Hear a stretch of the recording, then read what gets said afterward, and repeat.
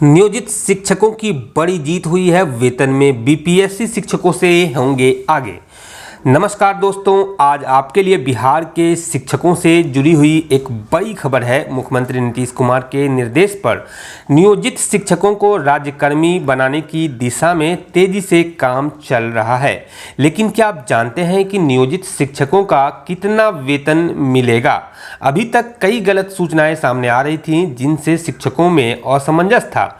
लेकिन अब चिंता की कोई बात नहीं है दोस्तों, क्योंकि आज हम आपको बताएंगे कि नियोजित शिक्षकों का वेतन बीपीएससी शिक्षकों से ज़्यादा होगा और वो कैसे होगा। आइए इस वीडियो में हम आपको पूरी जानकारी देते हैं दोस्तों, तो बने रहिए हमारे साथ।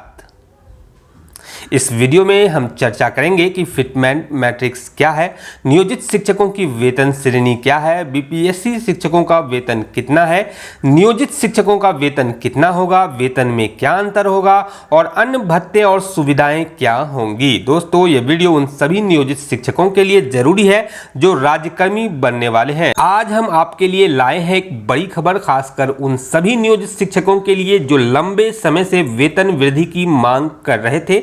मुख्यमंत्री नीतीश कुमार के निर्देश पर नियोजित शिक्षकों को राज्यकर्मी बनाने की दिशा में तेजी से काम चल रहा है। इसके तहत बिहार विद्यालय विशिष्ट शिक्षक नियमावली 2023 पारित हो चुकी है और अब सक्षमता परीक्षा सेकेंड की भी तैयारी शुरू हो गई है। लेकिन इस बीच नियोजित शिक्षकों को वेतन को लेकर कई तरह की गलत सूचनाएं मिल रही थी। कुछ लोगों का कहना था कि उन्हें बीपीएससी शिक्षकों के बराबर ही वेतन मिलेगा, लेकिन यह सच नहीं है। राज्य सरकार ने नियोजित शिक्षकों के लिए अलग फिटमेंट मैट्रिक्स टेबल जारी किया है, जिसके अनुसार उनका वेतन बीपीएससी शिक्षकों से ज़्यादा होगा।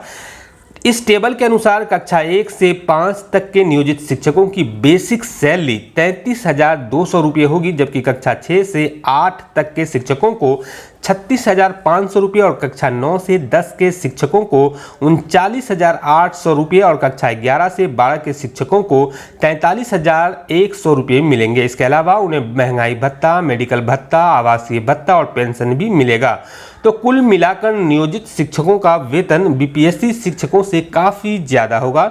यह एक बड़ी जीत है उन सभी नियोजित शिक्षकों के लिए जो लंबे समय से इसके लिए लड़ रहे थे। अगर आप भी एक नियोजित शिक्षक हैं और आप अपने वेतन के बारे में अधिक जानकारी चाहते हैं तो आप फिटमेंट मैट्रिक्स टेबल देख सकते हैं। यह भी ध्यान रखें कि यह वेतन केवल शुरुआती वेतन है और इसमें समय के साथ वृद्धि होती रहेगी। दोस्तों, बता दूं आपको कि नियोजित शिक्षकों को विभिन्न माध्यमों से उनके वेतन को लेकर प्राप्त हो रही सूचनाएं उन्हें सस्पेंस में डाल रही है। शिक्षकों ने बताया है कि अभी तक नियोजित शिक्षकों को विभिन्न माध्यमों से जानकारी मिल रही है, वो गलत है। नियोजित शिक्षकों का कहना है कि उन्होंने बताया जा रहा है कि बीपीएससी से बहाल शिक्षकों के बराबर ही उन्हें वेतन मिलेगा। शिक्षकों ने बताया कि ऐसा नहीं है। उन्होंने कहा है कि काफ़ी सीनियर हैं, उनकी कैटेगरी बीपीएससी से बहाल शिक्षकों से ऊपर है और बीपीएससी से बहाल शिक्षकों के वेतन में काफ़ी अंतर होना चाहिए। उनकी बात भी सही है। बिहार सरकार ने राज्यकर्मी बनने वाले नियोजित शिक्षकों के लिए फिटमेंट मैट्रिक्स टेबल स्पष्ट रूप से दिया है। इसी मैट्रिक्स टेबल के हिसाब से उन्हें वेतनमान दिया जाएगा। राज्य सरकार की ओर से जारी ज्ञापन संख्या 11 नियमावली 1/2/2023 में स्पष्ट रूप से वेतन की चर्चा की गई है। इसमें नियोजित शिक्षकों की कैटेगरी को निर्धारित किया गया है।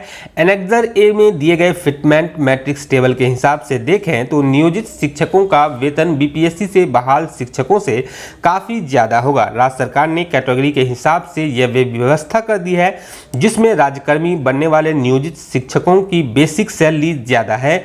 उसके बाद उसमें महंगाई भत्ता, मेडिकल और अलावा आवासीय भत्ता और पेंशन फंड की रकम अलग से शामिल है। इस हिसाब से देखें तो राज्यकर्मी बनने वाले शिक्षकों के वेतन में ज़्यादा बढ़ोतरी दिख रही है। बिहार सरकार की ओर से जारी पत्र के पॉइंट नंबर 8 में वेतन की चर्चा की गई है, जिसमें साफ दर्ज है कि उनका वेतन फिटमेंट मैट्रिक्स के अनुसार देय होगा। अन्य भत्ते राज्य सरकार के प्रचलित दरों के अनुसार महंगाई भत्ता, मकान किराया भत्ता, चिकित्सा भत्ता और शहरी परिवहन भत्ता दिए जाएंगे।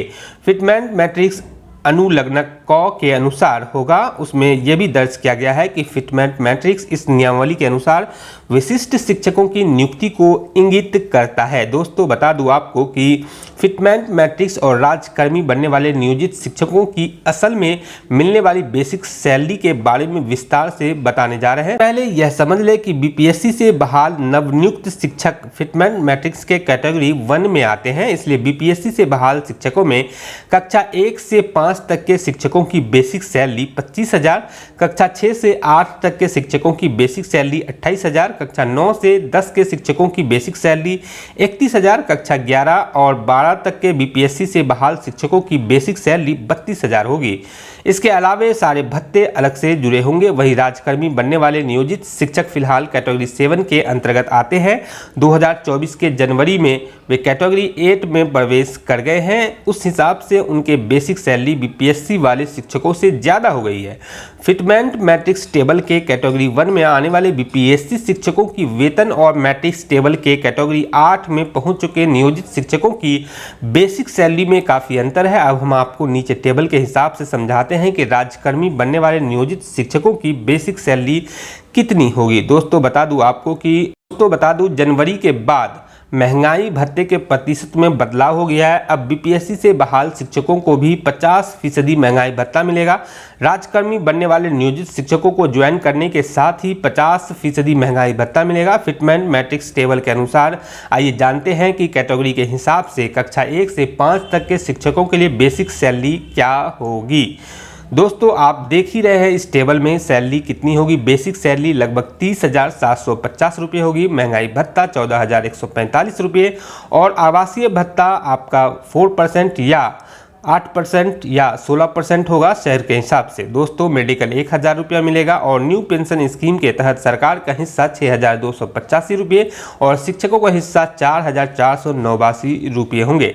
आवासीय भत्ता शहरों के हिसाब से निर्धारित होती है। जैसे पटना के शिक्षकों को 16% मिलता है, बक्सर जैसे शहर के शिक्षकों को 8% और डुमराव जैसे छोटे शहरों के शिक्षकों को 4% आवासीय भत्ता मिलता है।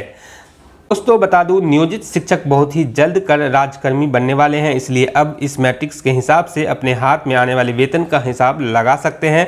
कोई भी शिक्षक इस आंकड़े के हिसाब से अपने हाथ में आने वाले वेतन को पता कर सकते हैं। चूँकि शिक्षकों की पोस्टिंग जिस शहर और पंचायत में हुई, छोटे और बड़े शहर के हिसाब से उनके आवासीय भत्ता का निर्धारण होगा, इसलिए कोई शिक्षक आवासीय भत्ता में मिलने वाले राशि को जोड़कर अपने हाथ में आने वाले वेतन का पता लगा सकता है। न्यू पेंशन स्कीम में शिक्षकों से 10% की राशि ली जा रही है, वे उनके वेतन से काटी जाएगी। बाकी सुविधाओं का लाभ भी उन्हें बिहार विद्यालय विशिष्ट शिक्षा नियमावली वर्णित प्रावधानों के हिसाब से मिलेगा। आपको यह वीडियो जानकारी पूर्ण लगा हो तो इसे लाइक करना और शेयर करना ना भूलें और दोस्तों शिक्षा से जुड़ी हुई खबरें और अपडेट के लिए हमारे चैनल को जरूर सब्सक्राइब करें। धन्यवाद दोस्तों।